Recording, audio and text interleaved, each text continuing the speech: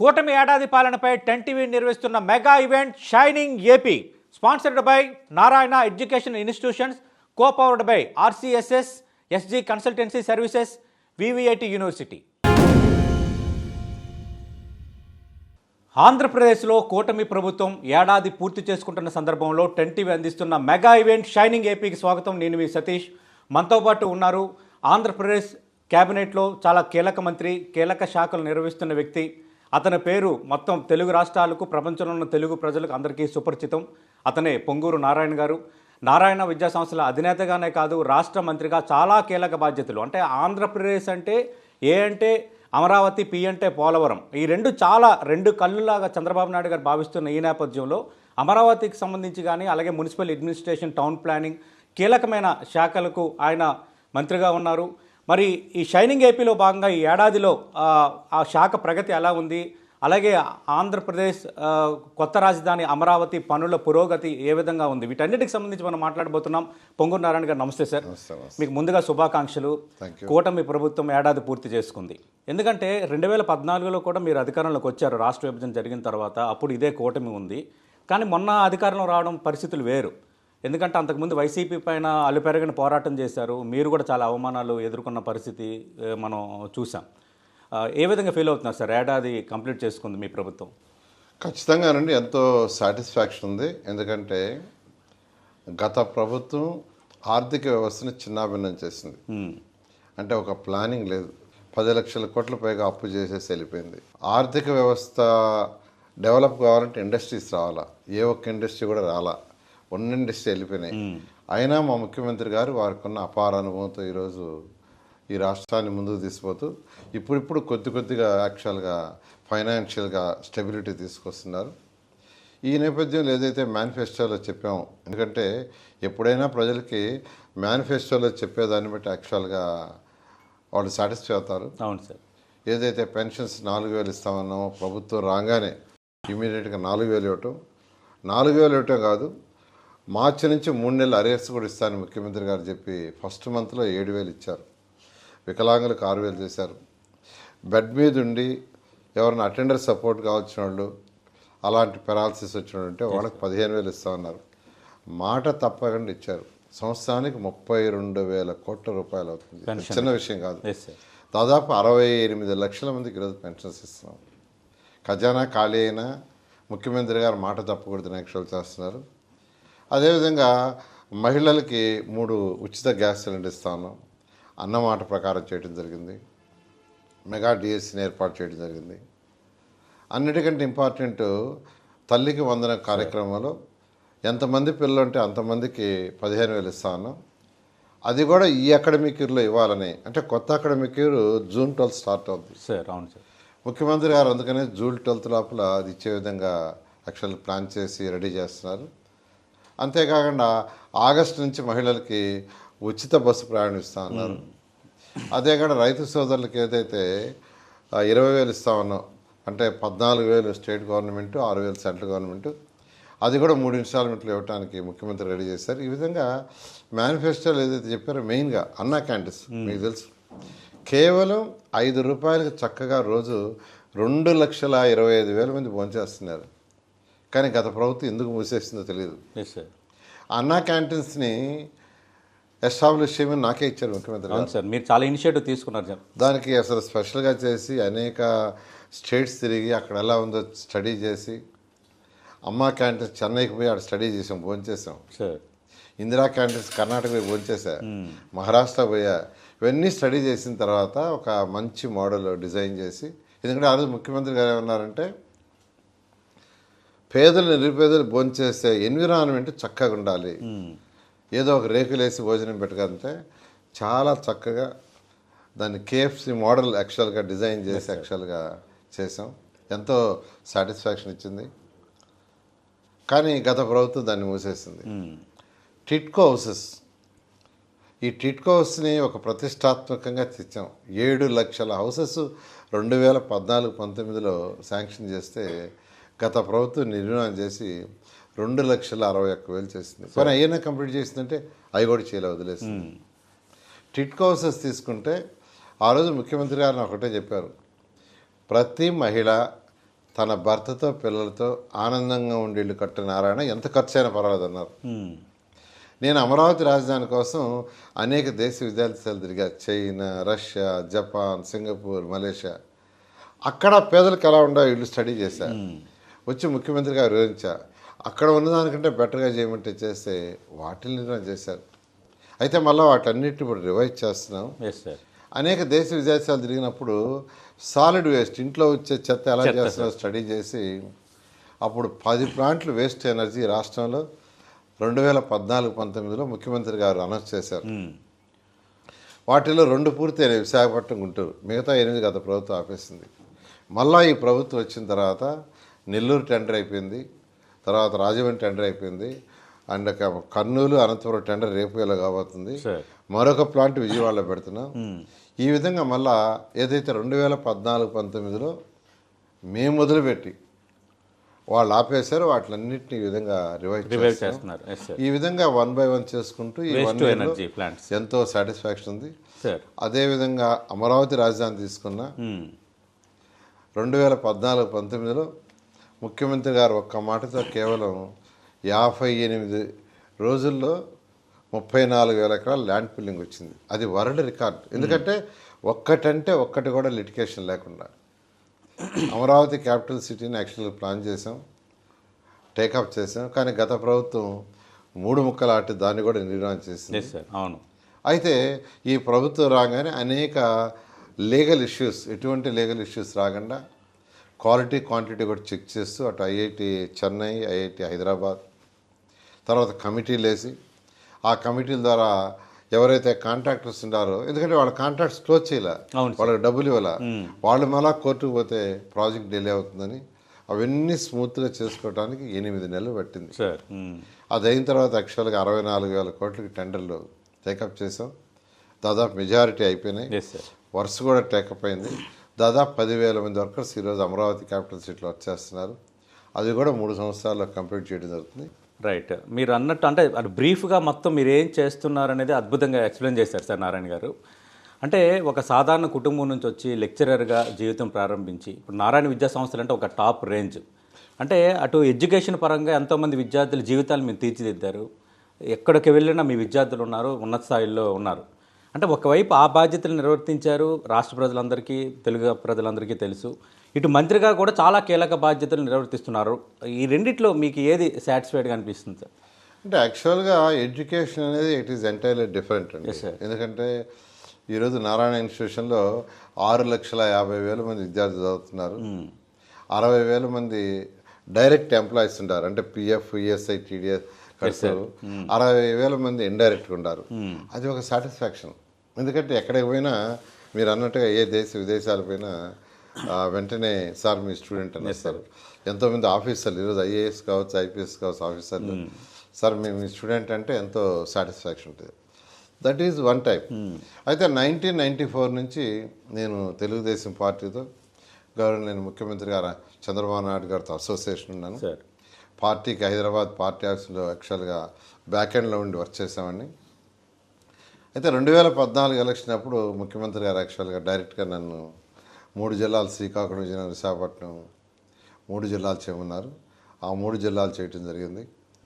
ఆ 3 జిల్లాల్లో 34 కాన్స్టిట్యున్సీస్ చేస్తే ఆ రోజు 25 సీట్లు వచ్చినాయి.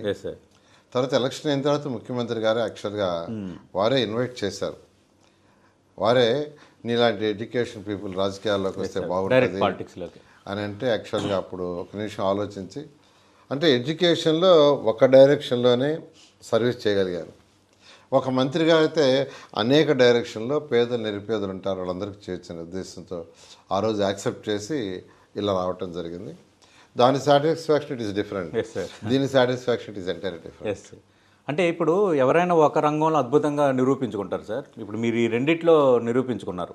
అంటే పొంగూరు నారాయణ గారికి ఏమైనా బాధ్యత అప్పచెప్తే పెర్ఫెక్ట్గా చేస్తారు, వివాదాలకు పోకుండా అని ఒక నమ్మకాన్ని చంద్రబాబు నాయుడు దగ్గర మీరు సంపాదించుకున్నారనేది బాగా టాక్. ఎలా అది అంటే ఆ నిబద్ధత కానీ, ఆ ఏకాగ్రత కానీ? అంటే ఏదైనా మన కాన్సన్ట్రేషన్ అండి, అంటే ఫోకసింగ్. ఏదైనా ఒక వర్క్ ఉంటే సక్సెస్ కావాలంటే దాని మీదే ఫోకస్. నాకు మొదటి నుంచి ఎడ్యుకేషన్ ఇన్స్టిట్యూట్స్లో ఉన్నా, లేదా ఇక్కడ ఈ బాధ్యతలు ఇచ్చినా ఏదైతే బాధ్యత ఇస్తారో దాని మీద 100% మైండ్ ఫోకస్ చేసి టైం బౌండ్ పెట్టుకుంటాను. అధికారులందరితో కూడా నెంబర్ ఆఫ్ టైమ్స్ రివ్యూ చేస్తాను. వాళ్ళతో కూడా చక్కగా కోఆర్డినేట్ చేసుకుంటాం. వాళ్ళతో కూడా నేను మంత్రిని ఆఫీసర్ అనే ఇది లేకుండా ఫ్రెండ్లీ వాతావరణంలో ముందుకు పోతాం. అందువల్ల యాక్చువల్గా ఆ ఫోకసింగ్ వర్క్ వల్ల సక్సెస్ రేట్ వస్తుంది. ఎస్ సార్, టీమ్ స్పిరిట్ అనేది నమ్ముకున్నారు. That is most important. Right sir. Narayana garu, ఇక డిపార్ట్మెంట్కి సంబంధించి వద్దాం. ఇప్పుడు అమరావతి, ఇందాక నేను అన్నాను, ఆంధ్రప్రదేశ్ అంటే అమరావతి, పోలవరం అంటే అంత కీలకమైన ప్రాజెక్టులు, ఆ కీలక బాధ్యతను మీరు మోస్తున్నారు. దీన్ని ఒక సెల్ఫ్ సస్టైనబుల్ క్యాపిటల్గా మార్చాలనేది చంద్రబాబు నాయుడు గారి ఉద్దేశం. అంటే ఇది ఒక సంపద సృష్టిస్తుందని ఆయన చెబుతున్నారు. ప్రస్తుతం ఉన్న పరిస్థితులు, మీరు ఇందాక ప్రస్తావించిన టెండర్లు, పనుల పురోగతి ఇవన్నీ చూస్తున్నప్పుడు ఒక రకంగా చాలా బిగ్ టార్గెట్ ఉంది. అంటే చాలా భారీ లక్ష్యం మీపై నిర్దేశించుకున్నారు. ఆ బాధ్యత మీపై ఉంది. మరి రీచ్ అవ్వగలరా? 2027 కల్లా అమరావతి రాజధాని కంప్లీట్ చేయగలరా? ఖచ్చితంగా అండి. రాబోయే 3 సంవత్సరాలు అది పూర్తి చేస్తాం. చాలా పక్కా ప్లాన్ చేసాము. ఎందుకంటే ఇప్పుడు అమరావతి క్యాపిటల్ సిటీ 2014-19లో టేకప్ చేసిన అప్పటికి యాక్చువల్గా శ్రీకృష్ణ కమిటీ వేశారు సెంట్రల్ గవర్నమెంట్. రీఆర్గనైజేషన్ యాక్ట్ 2014 వల్ల శ్రీకృష్ణ కమిటీ కొద్ది రోజులు యాక్చువల్గా ఒక ప్రభుత్వం వచ్చిన తర్వాత కూడా దాదాపు ఒక 6 నెలలు 8 నెలలు దానికి పోయింది.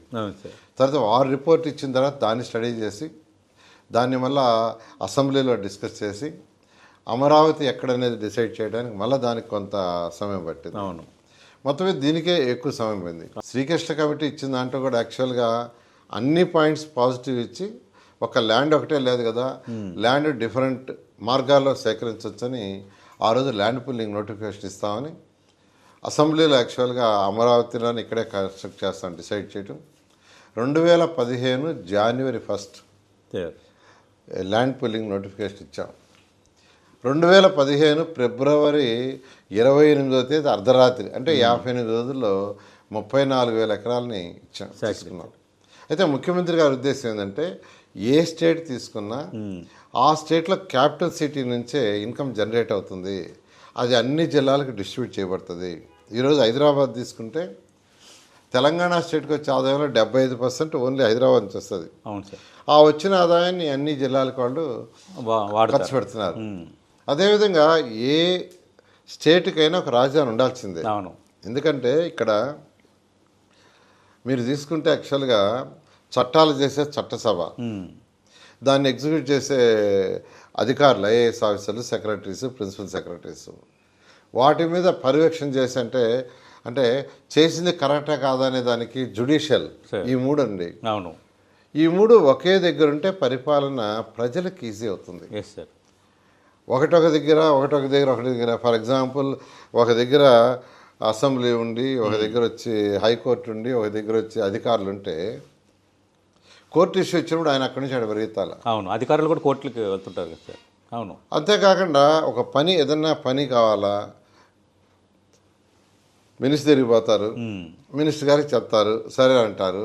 హెచ్ఓడి ఎక్కడ ఉంటారు, ఇప్పుడు ఫర్ ఎగ్జాంపుల్ మంగళగిరిలో చాలా హెచ్ఓడి ఆఫీస్ ఉన్నాయి, సెక్రటరీ ఇక్కడ ఉంది, సరే మినిస్టర్ గారు చెప్పిన తర్వాత ఆడ పెరుగుతాల, ఆడ నుంచి ఇంకో కమిషన్ ఆఫీస్ పెరుగుతాలి. అలా కాకుండా ముఖ్యమంత్రి గారు అడ్మినిస్ట్రేషన్ ఒకే దగ్గర ఉండాలా, బట్ వచ్చే యొక్క ఫలాలు రాష్ట్రం మొత్తానికి డిస్ట్రిబ్యూట్ చేయాలనే ఉద్దేశంతో అమరావతి క్యాపిటల్ సిటీని ఆ రోజు డిజైన్ చేయటం, ల్యాండ్ పుల్లింగ్ ద్వారా తీసుకోవటం, ల్యాండ్ పుల్లింగ్ తీసుకున్న తర్వాత లేఅవుట్ డిజైన్ చేయడానికి సింగపూర్ వాళ్ళకి ఇచ్చాం. వాళ్ళు దాదాపు 8 నెలలు తీసుకున్నారు, అక్కడ ఒక 8 నెలలు పోయింది. అదైన తర్వాత నార్మన్ ఫాస్టర్ లండన్ వాళ్ళతో యాక్చువల్గా ఈ యొక్క బిల్డింగ్స్ డిజైన్కి వాళ్ళు మళ్ళీ 8 నెలలు తీసుకున్నారు. సో ఆల్మోస్ట్ 2014 నుంచి 17 ఎండ్ దాకా దాన్ని సరిపోయింది. 2018లో టెండర్లు ఇచ్చాం, అంటే almost last 8 months 6 months 1 year అంతే సార్. అందువల్ల ఆ మాత్రం వర్క్స్ అయినాయి సార్. ఇప్పుడు మనం చూసాం గత ప్రభుత్వం హయాంలో ప్రభుత్వం రాజధానిపై 3 ముక్కలాట ఆడింది. అలాగే అప్పటి నుంచి చట్టాన్ని సవరణ చేయలేని పరిస్థితి ఉంది. గత అసెంబ్లీలో తీర్మానం చేసినా ఇప్పటి వరకు అది నోటిఫై కాలేదు. అంటే అఫీషియల్గా అమరావతి రాజధానిని ఎప్పుడు ప్రకటిస్తారు సార్? అంటే యాక్చువల్గా ఏంటంటే ప్రస్తుతం ఉన్న దీని ప్రకారం ఇది స్టేట్ యొక్క పర్యూ. 2014-19లో కూడా అసెంబ్లీలో ఆ రోజున్న ప్రతిపక్ష నాయకుడు చాలా క్లియర్గా అమరావతి నేను యాక్సెప్ట్ చేస్తున్నాను, 30,000 ఎకరాలు కావాలని చాలా క్లియర్గా చెప్పారు. కానీ ప్రభుత్వం రాగానే 3 రాజధానులని తీసుకొచ్చారు. అవును. ఎందుకు చేశాడో ఎవరికి తెలియదు. ఎందుకంటే ఆల్రెడీ అమరావతి రాజధానిలో 9,000 కోట్లు ఖర్చు పెట్టాం. అది ప్రజాధనం, ప్రజలు కట్టిన ట్యాక్సులది. దాన్ని నిర్వహణ చేశారు. ఎందుకు చేశాడో ఎవరికి తెలియదు. ఆ 3 ముక్కల ఆట ఎందుకు ఆడాడు అనేది ఓన్లీ రాజకీయం కోసం, రాజకీయ లబ్ధి కోసం చేశారు. అయితే ప్రజలు దానికి తగ్గట్టుగా బుద్ధి చెప్పి ఆయన 11 సీట్లతో పంపించేయడం జరిగింది. అంటే ఇప్పుడు అది అంటే ఎప్పుడు నోటిఫై చేస్తారన్న దానిపైన క్లారిటీ ఇస్తారు. యాక్చువల్గా దాని మీద ఏంటంటే ఇది స్టేట్ పర్ ఇష్యూ. అయితే ఈ మధ్య రైతు సోదరులు ఏంటంటే ముఖ్యమంత్రి గారిని కలిశారు. ఎందుకంటే అమరావతి దాంట్లో ప్రైమ్ మినిస్టర్ గారు వచ్చినప్పుడు వర్క్స్ని రీస్టార్ట్ చేయడానికి గౌరవనైన భారత ప్రధాని పిలిచాము. అవును సార్. వారు రావటం జరిగింది. వచ్చే ముందు రోజే ముఖ్యమంత్రి గారు రైతు సోదరులు పిలవమన్నారు. ప్రతి గ్రామం నుంచి 4 పిలిచాము. వాళ్ళందరికీ వారే ఇన్వైట్ చేశారు. మీరందరూ రేపు ప్రధానికి రావాలా, మీరు రావటమే కాదు 29 విలేజ్లో ఉన్న ప్రతి ఒక్కరిని నా తరఫున మీరు పోయి పిలవండి. ఓకే. నేను వచ్చి అందరిని పిలవలేను కదా, అందులో పోయి పిలవమని చెప్పారు.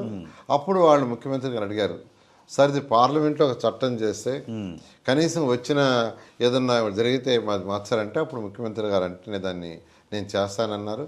మన క్యాబినెట్లో యాక్చువల్గా దాని మీద డిస్కస్ చేశారు.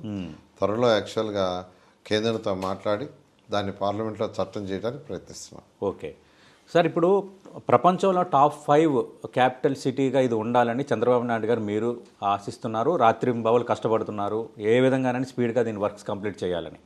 అయితే కేంద్ర సాయం ఇప్పటివరకు అప్పుల రూపంలో మాత్రమే కొంచెం కేంద్రం ఒక పూచీకత్తుగా వచ్చింది. ఇంకా కేంద్రం సహకారం అందించకుండా ఈ స్థాయిలో మనం సాధ్యమవుతున్న టాప్ 5 సిటీగా మార్చడం అనేది పబ్లిక్లో కూడా కనిపిస్తుంది. అంటే మొన్న యాక్చువల్గా బడ్జెట్ అప్పుడు సెంట్రల్ ఫైనాన్స్ మీద స్టేట్మెంట్ ఇచ్చారండి. 15,000 crores ఎక్స్టర్నల్ ఎయిడెడ్ దాంట్లో ఇస్తున్నాం. అయితే దాన్ని ఎలా అనేది తర్వాత నిర్ణయిస్తాం. ఆ రీపేమెంట్ దాన్ని ఎట్లా అనేది మేము తర్వాత నిర్ణయిస్తాం, తర్వాత డిస్కస్ చేసి నిర్ణయిస్తాం అన్నారు. ఫర్దర్గా కూడా అవసరమైతే ఈ ఎక్స్టర్నల్ ఎయిడెడ్ ప్రాడక్ట్ దగ్గర దాంతో యాక్చువల్గా అరేంజ్ చేస్తాం. అయితే ఎఫ్ఆర్బిఎం లిమిట్ లేకుండా, అంటే మనకు వచ్చిన అడ్వాంటేజ్ ఫస్ట్ ఏంటంటే ఎఫ్ఆర్బిఎం లిమిట్ లేదు. తర్వాత దాన్ని ఎలా అనేది తర్వాత నిర్ణయిస్తామన్నారు. కాబట్టి ఖచ్చితంగా కేంద్రం యొక్క సహాయం ఉంటుందని మేము ఎక్స్పెక్ట్ చేస్తున్నాం. ఎందుకంటే ఇప్పుడు నయా రాజధాని, మన నయా రాయ్పూర్ కానీ, తర్వాత గుజరాత్లో గిఫ్ట్ సిటీ కానీ, వీటన్నిటికీ కేంద్రం డైరెక్ట్గా నిధులిస్తున్న పరిస్థితి కూడా ఉంది. అంటే ఇంత రాష్ట్ర ప్రభుత్వం ఇంత కీలకంగా ఉంది కేంద్రంలో, ఇప్పుడు కేంద్ర సహకారం కూడా బాగానే ఉంది. కేంద్రం మరింత సహకరించాలి కదా రాజధాని విషయంలో అన్నది కొంత పబ్లిక్లో ఉన్న ఒక అభిప్రాయం. అంటే బడ్జెట్ అప్పుడు చెప్పేశారు యాక్చువల్గా ఇస్తామని, అన్న ప్రకారం చేశారు కూడా, అది శాంక్షన్ కూడా అయింది. అయితే దాని రీపేమెంట్ అనేది మళ్ళీ కూర్చొని డిస్కస్ చేస్తామన్నారు. బహుశా ముఖ్యమంత్రి గారితో కూర్చొని డిస్కస్ చేసి ఫైనలైజ్ చేయడం జరుగుతుంది. Okay sir. అంటే ఇప్పుడు కొత్తగా సేకరించబోతున్నా అంటున్నారు కదా 40,000 ఎకరాలు, అంటే ఓవరాల్గా మొత్తం 80,000 ఎకరాలు అవుతుంది రాజధానికి అనేది ఒక బహిరంగ మనకు కనిపిస్తున్న అంశం. అంటే ఇంత పెద్ద రాజధాని అవసరమా అన్నది కొందరు ప్రశ్నిస్తుంది. ఇక్కడ రాజధాని అంటే కేవలం మినిస్టర్స్ ఆఫీసులు, సెక్రటరీస్ ఆఫీసర్స్, హెచ్ఓడి ఆఫీసర్స్ వాళ్ళు ఉండే కాదండి. యాక్చువల్గా ఎకనామిక్ గ్రోత్ రావాలని ముఖ్యమంత్రి గారు యాక్చువల్గా ఏంటంటే inner ring road, outer ring road plan చేశారు. అవుటర్ రింగ్ రోడ్ లోపల ఏ రోజుకైనా 1 crore plus జనాభా ఉండాలి. అమరావతి కావచ్చు, గుంటూరు కావచ్చు, విజయవాడ కావచ్చు, మంగళగిరి కావచ్చు, ఈ ఏరియా మొత్తం ఏ విధంగా అయితే హైదరాబాద్ని డెవలప్ చేశారో, హైదరాబాద్ ఎలా డెవలప్ అయింది, ఎకనామిక్ గ్రోత్ తీసుకొచ్చారు. అంటే డిఫరెంట్ కంపెనీస్కి ల్యాండ్ ఇచ్చేటప్పుడు కండిషన్ పెట్టారు. 1 acre ఇస్తున్నానంటే 100 ఎంప్లాయీస్ క్రియేట్ చేయాలి, దట్ ఈస్ ది కండిషన్. ఆ విధంగా పెట్టి చేయబట్టి హైదరాబాద్ డెవలప్ అయింది. అదేవిధంగా ఇక్కడ ఎకనామిక్ గ్రోత్ రావాలంటే ఖచ్చితంగా కొన్ని రావాలి, ఇండస్ట్రీస్ రావాలి. స్మార్ట్ ఇండస్ట్రీస్ రావాలంటే, అంటే నాన్ పొల్యూటెడ్ ఇండస్ట్రీస్, దేశ విదేశాల్లో ఉండే వాళ్ళు రావాలి. దేశ విదేశాల్లో ఉండే ఫైనాన్షియల్గా సౌండ్ పీపుల్ రావాలంటే వాళ్ళు బెంగళూరులో దిగి ఇక్కడికి రారు కార్లో, లేదా చెన్నైలో దిగి రారు. ఖచ్చితంగా డైరెక్ట్ ఫ్లైట్ ఉండాలి. డైరెక్ట్ ఫ్లైట్ ఉండాలంటే ఎయిర్పోర్ట్ ఉండాలి. ఇప్పుడు ఉండే ఎయిర్పోర్ట్ ఫ్యూచర్లో చాలదు. ఎందుకంటే హైదరాబాద్ పాత ఎయిర్పోర్టే ఉంటే ఇప్పుడు శంషాబాద్లో దిగే ఫ్లైట్లలో 10% కూడా దిగవు. రావు. బేగంపేట ఎయిర్పోర్ట్ ఉంటే బేగంపేట 10% కూడా దిగి కాదు. ఆ రోజు ముఖ్యమంత్రి గారు దురదృష్టి ఆలోచించి శంషాబాద్ ఎయిర్పోర్ట్ తెచ్చారు. ఆ రోజు 5,000 ఎకరాలతో శంషాబాద్ ఎయిర్పోర్ట్ నిర్ణయిస్తే చాలా మంది ఆయన ఎగతాళి చేశారు. ఉంది కదా ఒక ఎయిర్పోర్ట్, మళ్ళీ ఎయిర్పోర్ట్ దూరం అయిపోయింది అన్నారు చాలా మంది. అన్నారు. కానీ ఈరోజు ఆ ఎయిర్పోర్ట్ కూడా ఇంకా ఫ్యూచర్లో సరిపోయే స్టేజ్లో లేదు. కాబట్టి ముఖ్యమంత్రి గారు రాబోయే 50 సంవత్సరాలని అమరావతిని దృష్టి పెట్టుకొని ఇక్కడ ఎకనామిక్ గ్రోత్ రావాలంటే ఇండస్ట్రీస్ రావాలంటే ఒక ఇంటర్నేషనల్ ఎయిర్పోర్ట్ ఉండాలా, ఉండే ఎయిర్పోర్ట్ చాలదు. అందుకని ఒక 5,000 ఎకరాలు ఎయిర్పోర్ట్కి యాక్చువల్గా శంషాబాద్ లాగా సేకరించమన్నారు. తర్వాత స్మార్ట్ ఇండస్ట్రీస్కి ఒక 2,500 ఎకరాలు యాక్చువల్గా చేయమన్నారు. అదేవిధంగా ఒక ఇంటర్నేషనల్ స్పోర్ట్స్ సిటీ ఉండాలి. ఎందుకంటే హైదరాబాద్లో నేషనల్ గేమ్స్ కండక్ట్ చేశారు చంద్రబాబు నాయుడు గారు. అవును సార్. నేషనల్ గేమ్స్ కండక్ట్ చేసినప్పుడు హైదరాబాద్ వైబ్రేషన్ వచ్చింది. అంటే అక్కడ అపార్ట్మెంట్ కట్టారు, విల్లాస్ కట్టారు, ఫ్లైఓవర్స్ కట్టారు, గచ్చిబౌలి స్టేడియం అని ఆ టైంలో వచ్చింది, అవన్నీ వచ్చినాయి. ఇలా స్టేడియం వచ్చి ఒక్క ఇంటర్నేషనల్ స్పోర్ట్స్ జరిగితే విదేశాల నుంచి కూడా వస్తారు. వాళ్ళకి హోటల్స్ అవసరం అయినప్పుడు హోటల్స్ కడతారు, దాంట్లో ఎంప్లాయ్మెంట్ వస్తుంది, రాష్ట్రానికి జిఎస్టీ వస్తుంది. ఇలా మల్టిపుల్ యాక్షన్ జరగాలంటే ఖచ్చితంగా ఒక ఎయిర్పోర్ట్ ఉండాలా, ఒక ఇంటర్నల్ స్పోర్ట్స్ సిటీ ఉండాలా, తర్వాత స్మార్ట్ సిటీస్ ఉండాలి. దానికి ఒక 10,000 ఎకరాలు చేయమన్నారు. అయితే జనరల్గా ల్యాండ్ అక్విజిషన్లో తీసుకుంటారు. మేము కూడా ఫస్ట్ ల్యాండ్ అక్విజిషన్లో తీసుకుంటాం అనుకున్నాం. అయితే ల్యాండ్ అక్విజిషన్లో తీసుకుంటే రైతులు నష్టపోతారని అక్కడున్న ప్రజాప్రతినిధులు యాక్చువల్గా చెప్పారు. సార్, ల్యాండ్ అక్విజిషన్ అయితే చాలా నష్టపోతారు, ల్యాండ్ పుల్లింగ్కి ఇస్తారు, తీసుకోండి అంటే. అయితే ల్యాండ్ పుల్లింగ్లో ఉన్నది ఏంటంటే మనకు మిగిలేదు 25% ల్యాండ్ పుల్లింగ్లో. ఎందుకంటే వాళ్ళు ఇచ్చిన దాంట్లో వాళ్ళకు కొంత తిరిగి ఇవ్వాలి. అదంతా ఇన్ఫ్రాస్ట్రక్చర్ డెవలప్ చేయడానికి కొంత ల్యాండ్ ఉండాలి, ఏది దాన్ని సేల్స్ చేయడానికి. ప్రభుత్వానికి ఫైనల్గా మిగిలేదు 25%. అంటే 10,000 ఎకరాలు మనం సేకరించాలంటే 40,000 ఎకరాలు ల్యాండ్ పుల్లింగ్ పోవాలి. ఆ ఉద్దేశంతో ఈరోజు యాక్చువల్గా ల్యాండ్ పుల్లింగ్కే ముందడుగేస్తున్నాం. ప్రజాప్రతినిధులు, శాసనసభ్యులు, అధికారులు యాక్చువల్గా గ్రామ సభలు పెడుతున్నారు. గ్రామ సభలు అయితే ఆల్రెడీ దాదాపు ఒక 30,000 ఎకరాలు ఇవ్వటానికి యాక్చువల్గా 90% యాక్సెప్ట్ చేశారు. ఆ విధంగా ఈరోజు మా శాసనసభ్యులు, ప్రజాప్రతినిధులు, అధికారులు ఆ వర్క్ చేస్తున్నారు. బహుశా ఈ మంత్ అన్నికి ఒక క్లారిటీ వస్తే దాని మీద ముందు పోవడం జరుగుతుంది. ల్యాండ్ పుల్లింగ్ కంటే కూడా ల్యాండ్ అక్విజిషన్ అయితే మాకు చాలా ఈజీ. ఎందుకంటే నోటిఫికేషన్ ఇస్తాం, కలెక్టర్ గారు చట్టం ప్రకారం తీసేసుకుంటారు. 2013 చట్టం ప్రకారం అది వెరీ సింపుల్. కానీ రైతు సోదరులు నష్టపోతారు, వద్దు, రైతు సోదరుని అడిగి చేయండి అని ముఖ్యమంత్రి గారు చాలా క్లారిటీగా చెప్తే ఆ వర్క్ జరుగుతుంది. అంటే ఈ ముందు 34,000 ఎకరాలు ఇచ్చిన రైతుల నుంచి కొంత పెదవిరుపు కనిపిస్తుంది 40,000 సేకరణ పైన. అంటే ఈ 34,000 ఎకరాలకి ఏదైతే వాళ్ళ రేటు పెరిగిందో ఫర్దర్గా పెరగాలన్నా, సస్టైన్ కావాలన్నా ఎకనామిక్ యాక్టివిటీ రావాలి. ఎకనామిక్ యాక్టివిటీ వాళ్ళు భయపడుతున్నారు ఎక్కువ. ఎకనామిక్ యాక్టివిటీ చేయడానికి ఇక్కడ ల్యాండ్ లేదు. ఎందుకంటే ఇక్కడ 30% గ్రీన్ అండ్ బ్లూ పెట్టాం. ఇక్కడ క్యాపిటల్ సిటీకి కొంత ల్యాండ్ చేసాం, కోర్ చేసాం. అంతేకాకుండా దీంట్లో కొండవీటి వాగు, పాలవాగు, ఆ వాగులకి చాలా పోయింది. ఇలా ఇక్కడ ఫర్దర్గా ల్యాండ్ లేనందువల్ల ఖచ్చితంగా దీని విలువ ప్రజెంట్ ఏ రైతులు అయితే ఇచ్చారో 34,000 ఎకరాల రైతులు, వాళ్ళ భూమి విలువ నిలవాలన్నా, ఫర్దర్గా పెరగాలన్నా ఖచ్చితంగా ఎకనామిక్ యాక్టివిటీ రావాలి. ఆ దురదృష్టితో ముఖ్యమంత్రి గారు చెప్పారు. కాబట్టి ఏ రైతు సోదరు కూడా ఇబ్బంది పడాల్సిన అవసరం లేదు, మీ భూమి విలువ పెరుగుతుంది, సస్టైన్ అవుతుందని మీ ద్వారా తెలియజేస్తున్నాం. రైట్ నారాయణ గారు, చాలా క్లారిటీ ఇచ్చారు ఈ విషయంలో. అలాగే మున్సిపల్ పరిపాలన శాఖ చాలా కీలకమైంది. ఎందుకంటే ప్రతిరోజు ఉదయం లెగిస్తే డైరెక్ట్గా ప్రజలతో సంబంధమైన శాఖ. దీనికి సంబంధించి మనం చూస్తే టీడీఆర్ బాండ్ల కుంభకోణం సంబంధించి మీరు వచ్చిన తర్వాత దాన్ని వెలికి తీశారు. అంటే ఎలా ఫైండ్ అవుట్ చేశారు సార్ దాన్ని? అంటే ఈ టీడీఆర్ బాండ్లు ఏంటంటే యాక్చువల్గా దాని వాల్యూ కంటే ఎక్కువ వాల్యూ. అంటే ఫర్ ఎగ్జాంపుల్ ఇప్పుడు విజయవాడ సిటీ ఉంది, విజయవాడ నుంచి ఎక్కడో ఒక 70 కిలోమీటర్లో ఒక పొలాలు ఉండే ఏరియాలో అక్కడ రోడ్డు పోతుంటే ఆ రోడ్డుకి ఇచ్చారు, టీడీఆర్ బాండ్లు ఇచ్చారు. అక్కడ వాల్యూ కట్టాల. వాళ్ళు ఏం చేశారంటే విజయవాడలో ఉండే ఒక డోర్ నెంబర్ ఇచ్చేశారు, ఏది సైట్ అడ్రస్. కాబట్టి వాల్యుయేషన్ ఏమైందంటే రిజిస్ట్రేషన్ ఆఫీస్లో విజయవాడలో ఉండే రేట్ వచ్చింది. ఓకే, అంటే అది మల్టిప్లై అయిపోయింది. ఆ విధంగా యాక్చువల్గా ఫ్రాడ్ చేశారు. దాని మీద తణుకులో మేజర్గా జరిగిందండి. దాదాపు 720 కోట్లు యాక్చువల్గా మేజర్, చాలా మేజర్ అమౌంట్. దాని మీద యాక్చువల్గా ఎంక్వైరీ చేసి దాన్ని స్టాప్ చేసాం. మిగతా టీడీఆర్ బాండ్లు రిలీజ్ చేసాం. అయితే వాళ్ళు కోర్టుకు పోయారు. అంటే కొన్నవాళ్ళు సార్ మాకు తెలియదు, అవును, వాళ్ళు చేశారని. కోర్టు ఏంటంటే కమిటీ వేసి చేయమన్నది. కమిటీ ఏం చెప్పిందంటే రియల్ వాల్యూకి వాళ్ళు ఒప్పుకుంటే దాన్ని యాక్సెప్ట్ చేయమన్నారు. దాన్ని రియల్ వాల్యూకి యాక్చువల్గా జీవో ఇచ్చాం. కొందరు యాక్చువల్గా రియల్ వాల్యూకి చేసుకున్నారు. ఇంకా కొంతమంది చేయాలి. దాని మీద ఎంక్వైరీ కూడా ఇంకా డీటెయిల్గా జరుగుతుంది. ఓకే. రెండోది మనం చూసాం సార్, ప్రధానంగా కొన్ని మున్సిపాలిటీస్లో పైప్ లైన్లు నిర్మించి చాలా దశాబ్దాలు అయిపోయాయి. అవి లోపల పగలపోవటం వల్ల అటు కలుషిత నీరు అవ్వటం, అవి నీళ్లు తాగి ప్రజలకు డయేరియా లాంటివి అవ్వటం, అక్కడక్కడ కొన్ని డెత్స్ కూడా మనం చూసాం. అంటే అది కొంచెం పెద్ద సమస్యగా ఉంది సార్ మున్సిపాలిటీస్లో ఎక్కువగా. దాన్ని గట్టెక్కడానికి ఏం చేస్తున్నారు సార్? అంటే గతంలో యాక్చువల్గా మున్సిపాలిటీలు ఏం చేసేవాళ్ళు అంటే ఏదైతే డ్రైన్స్ ఉన్నాయో డ్రైన్స్ పక్క వాల్కి పైపులు బిగించేవాళ్ళు సార్. వర్షాకాలం నీళ్ళు వచ్చినప్పుడు ఎక్కడన్నా చిన్న లీక్ ఉంటే దాంట్లో డ్రైన్ నీళ్ళు వెళ్ళిపోతాయి. ఇప్పుడు కూడా ఆల్మోస్ట్ 50% ఏరియాలో మున్సిపాలిటీస్లో అది ఉంది.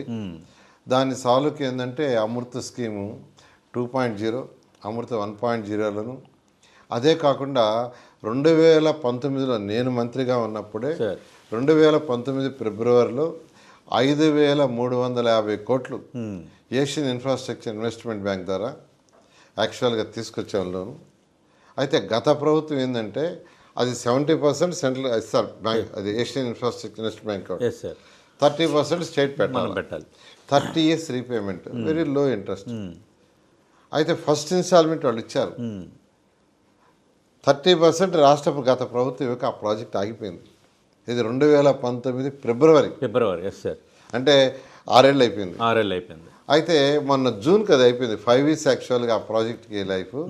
మొన్న జూన్కి అయిపోతే మళ్ళా ముఖ్యమంత్రి గారితో మాట్లాడి కేంద్రంతో సంప్రదించి ఆ ప్రాజెక్టుని రివైజ్ చేయించాం. Great sir. సో అది 5,350 కోట్లు. అది కాకుండా అమృత స్కీమ్లో 8,500 కోట్లతో ఉంది.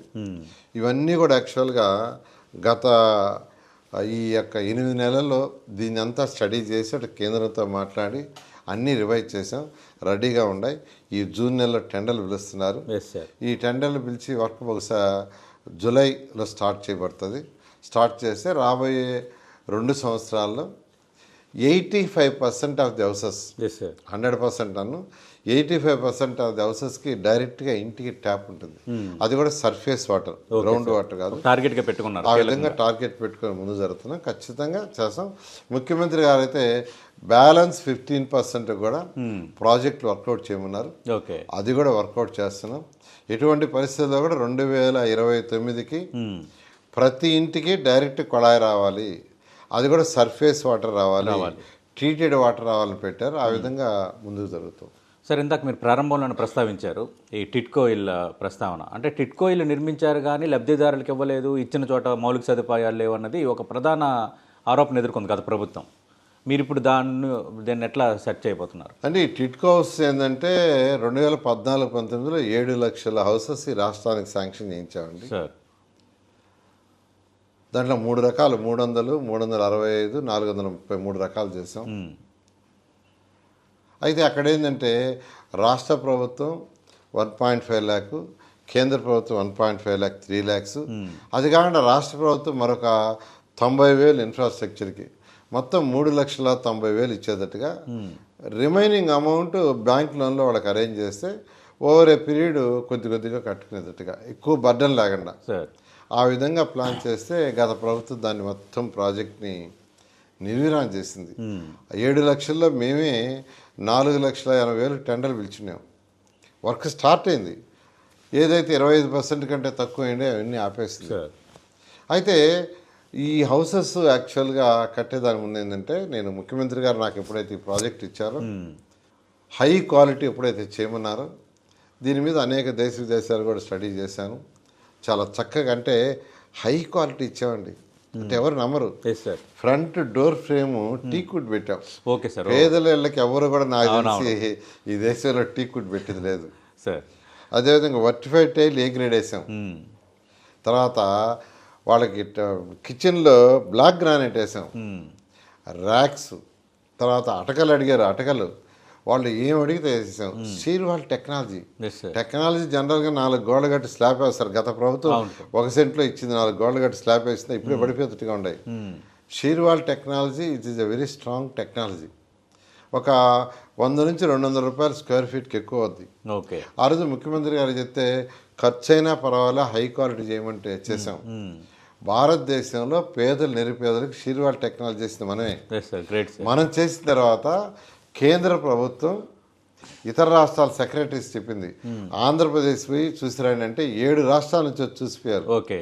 ఈరోజు ఈ టెక్నాలజీని వాడుతుంటే స్పెషల్ సబ్సిడీస్ ఈరోజు కేంద్ర ప్రభుత్వం ఇస్తుంది. Great sir. ఎవరైతే న్యూ టెక్నాలజీస్ వాడతారో వాళ్ళకి ఎందుకంటే పేదలు నిరుపేదలకు కూడా మంచిళ్ళు కట్టాలనే కాన్సెప్ట్ ఈ రాష్ట్రంలో ముఖ్యమంత్రి గారు తీసుకొస్తే ఈరోజు కేంద్ర ప్రభుత్వం కూడా అలాంటి చక్కటి హౌసెస్ని, అంటే ఎక్కడైతే కాలనీ కడుతున్నామో అక్కడ చక్కటి పార్క్, ఒక దగ్గర అయితే 1 కోటి పార్క్ కట్టాం, అక్కడ ఒక స్కూలు, ఒక హాస్పిటల్, ఒక షాపింగ్ కాంప్లెక్స్. అంతేకాకుండా ఎంఎస్ఎంఈ ముఖ్యమంత్రి గారు రోజు చెప్పారంటే నువ్వు ఎక్కడైతే ఈ కాలనీస్ కడుతున్నావో అక్కడ ఒక 5 ఎకరాల నుంచి 10 ఎకరాలు పక్కన పెట్టు, అక్కడ ఒక ఎంఎస్ఎంఈ చేస్తే అక్కడ చేరే వాళ్ళకి యాక్చువల్గా యాక్టివిటీ చేసుకోవటానికి గత ప్రభుత్వం వాటిలన్నిటి 1 సెంట్కి ఇచ్చేసింది. అంటే ఒక విజన్ లేదు.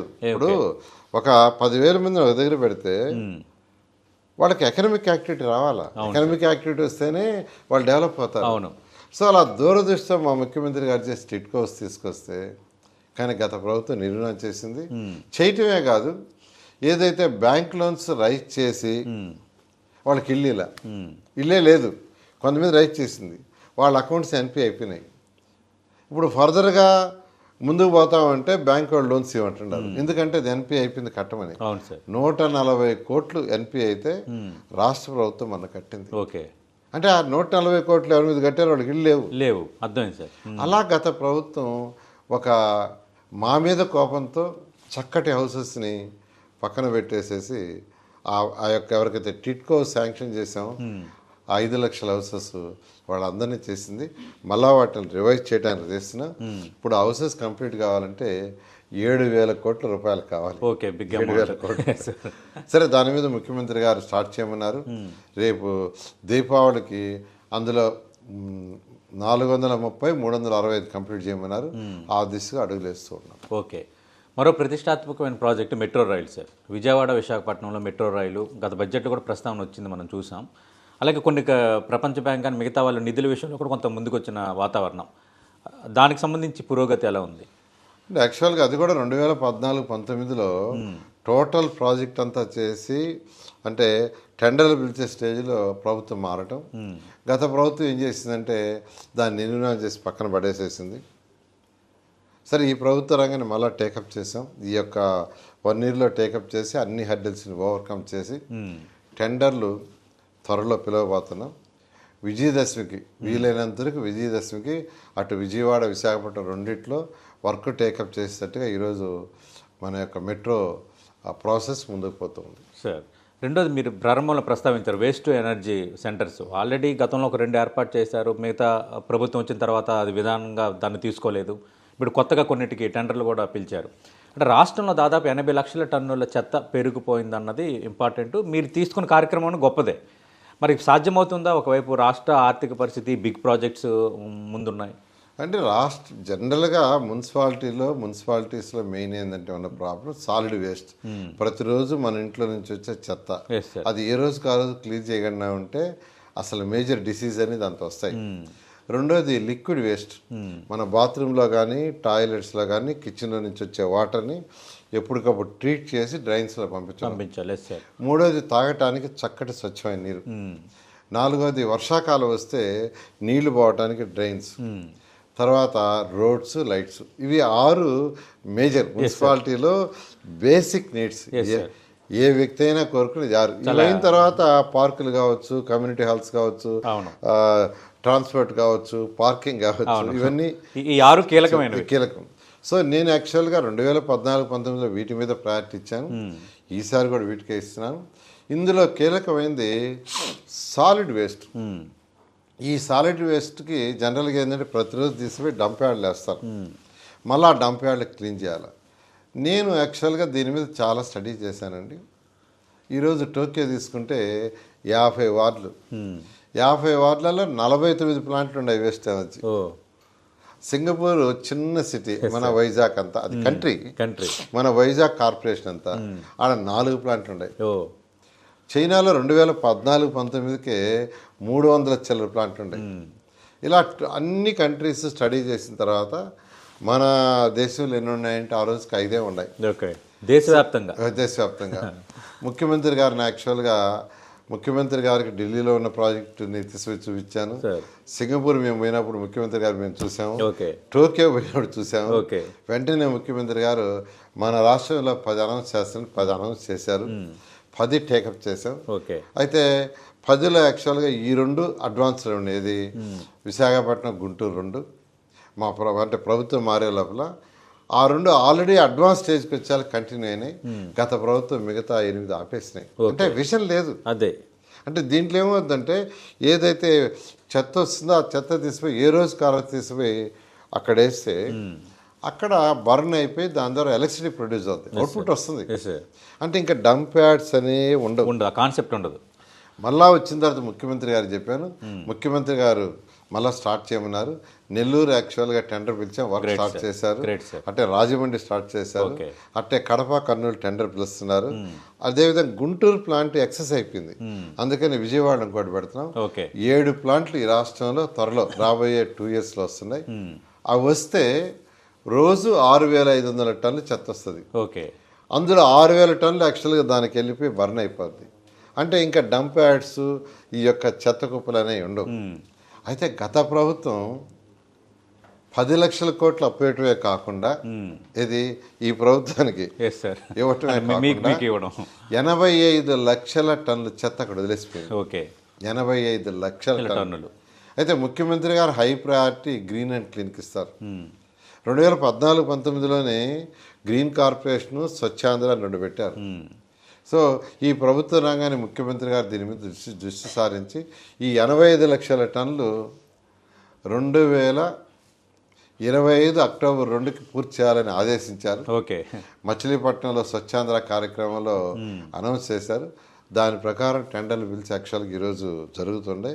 ఖచ్చితంగా అక్టోబర్ 2వ తేదీకి ఈ 85 లక్షల గాంధీ జయంతి నాటికి 4 నెలలు, ఎందుకంటే స్వచ్ఛ భారత్ ఆ రోజు భారత ప్రధాని ఆ రోజు పూర్తి చేయాలని అనౌన్స్ చేశారు. ఆ విధంగా ముందుకు పోతాడు. రైట్. నారాయణ గారు, మీరు నెల్లూరు జిల్లాకు చెందిన వ్యక్తి. నెల్లూరు జిల్లా అంటే రాజకీయం కొంచెం వేడిగా ఉంటుంది. ప్రతిరోజు సవాళ్ళు, ప్రతి సవాళ్ళు, తొడగొట్టడాలు ఈ తరహాగా. కానీ అదే ప్రాంతం నుంచి మీరు ఎమ్మెల్యేగా గెలిచారు, అక్కడ రాజకీయాల నుంచి వచ్చిన వ్యక్తిగా ఎప్పుడూ కొంత నాన్ కాంట్రవర్సీగా మీ పని మీరు చేసుకుంటూ పోతుంటారు. అంటే నథింగ్ బట్ జెంటిల్మెన్ పాలిటిక్స్. మరి అంత స్థితప్రజ్ఞత ఎలా వచ్చింది? ఈ సవాళ్ళు, ప్రతి సవాళ్ళు వీటికి కూడా మీరు రెస్పాండ్ అవ్వరు. అంటే ప్రజలు అంటే అల్టిమేట్ కోరుకునేదండి సర్వీస్ అండి. సర్వీస్ చేస్తే వాడు యాక్సెప్ట్ చేస్తారంటే యాక్సెప్ట్ చేయరు. 2014-19లో నేను అనేక వర్క్స్ చేశాను. అయితే డైరెక్ట్గా పాలిటిక్స్లో లేను. ఎమ్మెల్సీ నుంచి యాక్చువల్ మంత్రి అయ్యాను. నెల్లూరు 2024కి తెలుగుదేశం గెలిచి 30 సంవత్సరాలు నెల్లూరులో. అట్లాంటిది 2024లో 73,400 ఓట్లు యాక్చువల్గా మెజార్టీ ఇచ్చారు. దానికి కారణం ఏంటంటే ప్రజలకు చేసిన సర్వీసే. ఏ సర్వీస్ అయితే చేసామో దాన్ని గత ప్రభుత్వంలో ఉన్న ఎమ్మెల్యేలు చేసిందంతా ప్రజలు కంపేర్ చేసుకున్నారు. కంపేర్ చేసుకున్నప్పుడు ఇది మాటలు కాదు, చేతల మనిషి. ఊరికినే తొడగొట్టాలు, మీసాలు తిప్పటాలు, రచ్చ చేస్తే ప్రజలు నచ్చరు. అది టెంపరీగా ఆ రోజు హైలైట్ అవుద్ది. ఆ రోజు బ్రహ్మాండంగా చప్పట్లు కొట్టుకోవటం, నవ్వుకోవటం ఇది చేస్తారు. నేను మొదటి నుంచి ఒకే ప్రిన్సిపల్, వచ్చింది ప్రజలకు సేవ చేయడానికి, లేకుంటే రావాల్సిన అవసరం లేదు. మీరు అన్నట్టుగా నారాయణ ఇన్స్టిట్యూషన్స్ 33 రాష్ట్రాలు చేసుకోవచ్చు. వచ్చింది ప్రజాసేవకి. ఖచ్చితంగా ప్రజాసేవ చేస్తే ప్రజలు చేస్తారనే దానికి ప్రూఫ్ నెల్లూరే. ఈ చక్కటి రోడ్లు కానీ, డ్రైన్స్ కానీ, వాటర్ కానీ చేశాను. 2014-19లో కూడా వాళ్ళు ఎన్ని సవాళ్ళు నా మీద విసిరినా, ఎన్ని రెచ్చగొట్టినా నేను ఒక్క మాట మాట్లాడాల. అందరూ అన్నారు, ఇదేంది నారాయణ, ఈయనకు రాజకీయం తెలియదు, ఉండు ఈయనేం మాట్లాడట్లేదు, అని అన్నారు. కానీ నేను మొదటి నుంచి ఒకటే చెప్పా, ప్రజలకు సేవ చేస్తే రికగ్నైజ్ చేస్తారని. అందుకనే 30 ఏళ్ళ తర్వాత గెలిచిన 73,400 ఓట్లు మెజారిటీ ఇచ్చారంటే సేవకే నిదర్శనం. అందుకనే అదే ప్రిన్సిపల్స్తో ఇప్పుడు కూడా నేను కంటిన్యూ చేస్తాను. మీరు అన్నట్టు అక్కడ ట్రెండ్ మార్చేశారు, ట్రెండ్ సెటర్ అయిపోయారు. రైట్. థ్యాంక్ యూ నారాయణ గారు, మీ విలువైన సమయం కేటాయించారు. ఏడాది పూర్తయిన సందర్భంగా టెంటి అందిస్తున్న షైనింగ్ ఏపీలో భాగంగా మీ యొక్క అభిప్రాయాలు తెలియజేసినందుకు మీకు కృతజ్ఞతలు. మరోసారి శుభాకాంక్షలు తెలియజేసుకుంటున్నాం సార్. అలాగే మీకు ముందున్న కీలక లక్ష్యాలు అమరావతి రాజధాని నిర్మాణం, అలాగే మున్సిపల్ అడ్మినిస్ట్రేషన్, మీరు మెట్రో రైలు కానీ అన్ని ప్రాజెక్టుల విషయంలో మరింత ముందుకు పోవాలి, ఆంధ్రప్రదేశ్ స్వర్ణాంధ్రప్రదేశ్ దిశగా, అలాగే విజన్ 2047 దిశగా మీ అందరి సారథ్యంలో ఆంధ్రప్రదేశ్ మరింత వెలిగిపోవాలని టెంటివి మనస్ఫూర్తిగా కోరుకుంటుంది సార్. ఇది ఆంధ్రప్రదేశ్ రాష్ట్ర మంత్రి నారాయణ విద్యా సంస్థల అధినేత పొంగూరు నారాయణ గారితో 1 year కంప్లీట్ అయిన సందర్భంగా టెంటివి స్పెషల్ ఇంటర్వ్యూ.